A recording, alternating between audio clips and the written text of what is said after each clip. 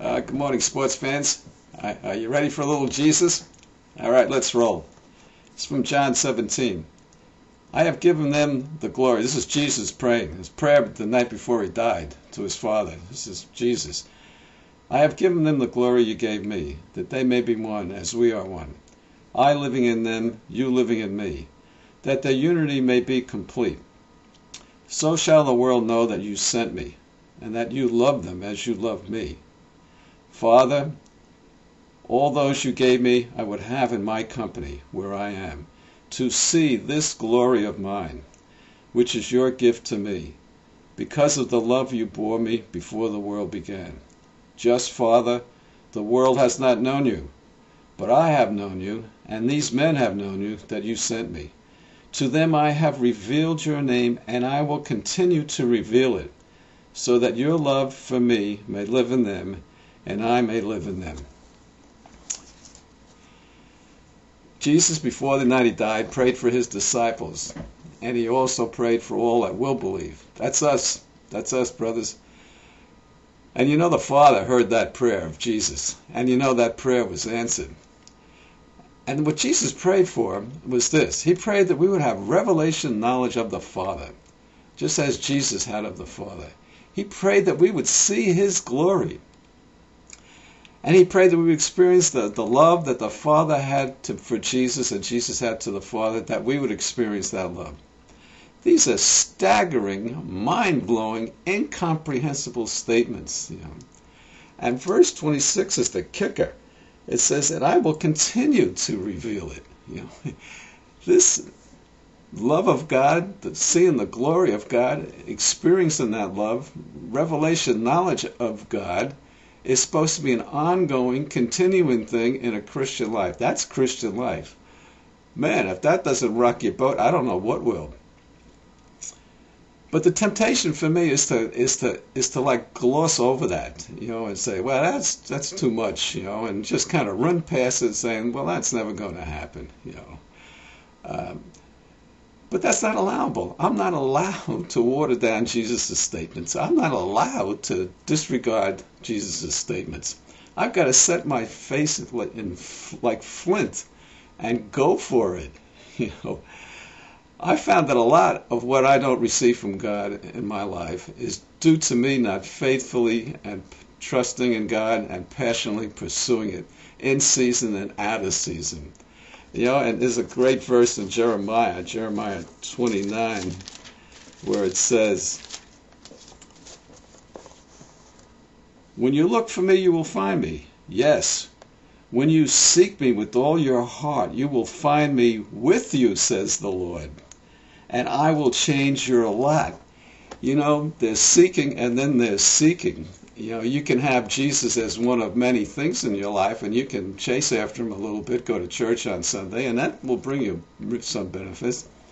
But if you set your heart, mind, soul, and strength to passionately pursue Jesus with all that's within you, and he's number one, that's a whole lot of different seeking.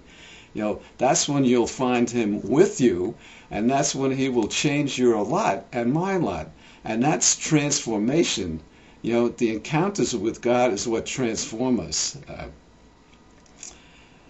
Some of the things we want from God, we just got to put a full court press on. And I'm not talking about striving, and I'm not talking about working harder, and I'm not talking about trying to impress God and win his favor. I'm talking about just carving out quality, solitary, alone time with God and just being in his presence. Just like Jesus did. Jesus would often spend whole nights on the mountainside alone with his Father. I like to witness just a little bit in my own life. About 8 years ago, I decided I was going to get up early and just get alone with Jesus. I tell you, I have never made a better decision in all my life. That is the best decision I've ever made. And the benefits are enormous. The outpouring of God's love on your life is just incredible. But it happens slowly. I found that my heart was just very slowly being warmed by the love of Jesus as I just rested in his presence and watched the sun come up, laying on my couch, looking out the window. But slowly but surely over time, my heart was being warmed.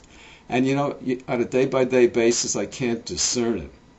I can't see it. I can't measure it. But when I look back over a year's time, persevering after God, I can see the change. And there comes a time when you cross the line. You cross from being a prayer discipline, this pursuit of God alone with Him in the morning. It changes from a prayer discipline, it changes into the joy of your life. You change from having to force yourself out of bed in the morning to get up to be with Him to the point where you have to, when you wake up in the middle of the night, you got to force yourself to stay in bed because it's not time to get up yet. You need your sleep. It's the joy of your life to get up to be with Him. And I liken it to the space shuttle. The space shuttle blasts off and it launches out, and it levels off at the predetermined altitude and starts to accelerate around the Earth. And it gets to what they call escape velocity.